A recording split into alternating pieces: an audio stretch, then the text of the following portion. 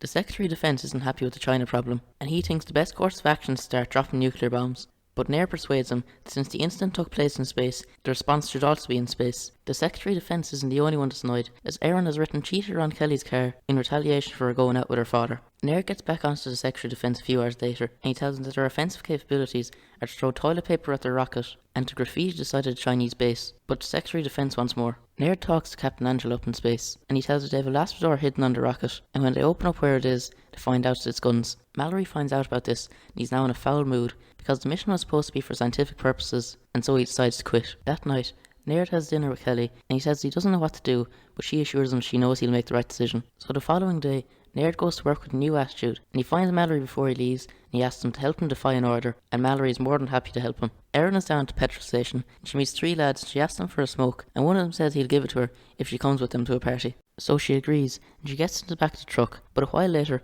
they're still driving down dirt tracks, and she's getting a bit concerned that she's been kidnapped. Back at the Space Force base, Nair orders Captain Angel to disassemble the guns, and he does it in the nick of time, as General Grabison from the Air Force arrives, and he now orders Nair to order an attack on the Chinese base. However, Nair won't do this, so he has him arrested. And now, without Nair in his way, Grabison orders an attack on the Chinese base. Erin calls Mark, and she says that she really needs him to pick her up, as she's out in the middle of nowhere and scared. But Mark says he isn't really in a position to do that, as he's just been arrested. Because of this, she tries to make her own escape, and she steals a bicycle, but they see her going, they now chase her on dirt bikes. However, just before they catch up to her, a military helicopter touches down between the two of them, and it turns out to be Mark piloting it. He beckons for Erin to get in, and the two of them fly off safely. As they're flying across the plains though, they notice a person in an orange jumpsuit on the ground, so they descend to check it out. It turns out to be Naird's wife Maggie, and the family are now reunited, and it looks like everything is looking up for them. However, with her is the guard Louise, who helped her escape, and she's also the person she's now in a relationship with, because of herself and Mark's agreement on an open marriage. On the moon,